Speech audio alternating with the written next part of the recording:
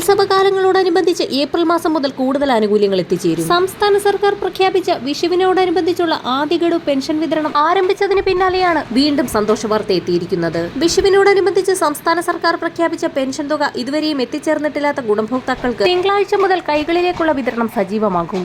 വിവിധ സ്കീമുകളിലെ പെൻഷൻ തുക കൈപ്പറ്റുന്ന 27 ലക്ഷത്തോളം വരുന്ന ബാങ്ക് അക്കൗണ്ടുകളിൽ തുക സ്വീകരിക്കുന്ന ഗുണഭോക്താക്കളിൽ 200 മുതൽ 500 രൂപ വരെയുള്ള കേന്ദ്രവിഹിതം മുടങ്ങിയിട്ടുള്ള ഗുണഭോക്താക്കൾക്കും തുക എത്തിച്ചേരും.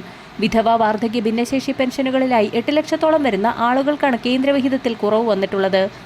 സംസ്ഥാന സർക്കാരിന്റെ ഭാഗത്തു നിന്നും ഏപ്രിൽ മാസം മുതൽ കുടിശ്ശികയടക്കമുള്ള ആനുകൂല്യ വിതരണം പ്രഖ്യാപിച്ചു. ഏപ്രിൽ മാസം അവസാനത്തോടുകൂടി ഗുണഭോക്താക്കൾക്ക് കുടിശ്ശികയായിരിക്കുന്ന സാമൂഹ്യ സുരക്ഷാ പെൻഷനിൽ ഒരു ഗഡു കൂടി അനുവദിക്കുമെന്ന് ധനവകുപ്പ് നേരത്തെ തന്നെ വ്യക്തമാക്കിയിരുന്നു.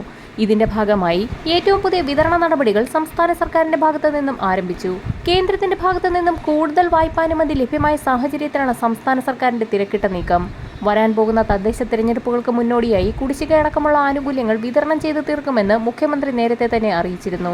കുടിശ്ശികയായിരിക്കുന്ന 3 ഗഡു ക്ഷേമ പെൻഷൻ തുക 3 ഘട്ടങ്ങളിലായി വിതരണം ആരംഭിക്കുമ്പോൾ ആദ്യ ഗഡുവായ 1600 രൂപ വീതമാണ് ഏപ്രിൽ മാസം അവസാനത്തോടുകൂടി ഗുണഭോക്താക്കൾക്ക് എത്തിച്ചേരുക.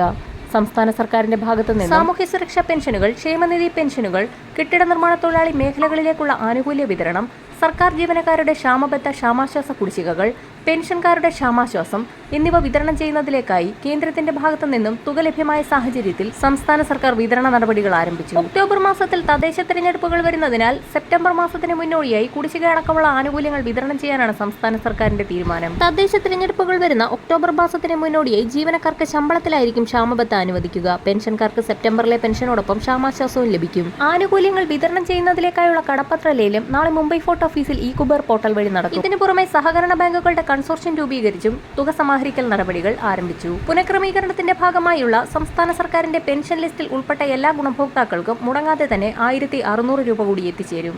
വരും ദിവസങ്ങളിലെ സർക്കാർ അറിയിപ്പുകൾക്കായി ചാനൽ സബ്സ്ക്രൈബ് ചെയ്യാൻ മറക്കാതിരിക്കുക.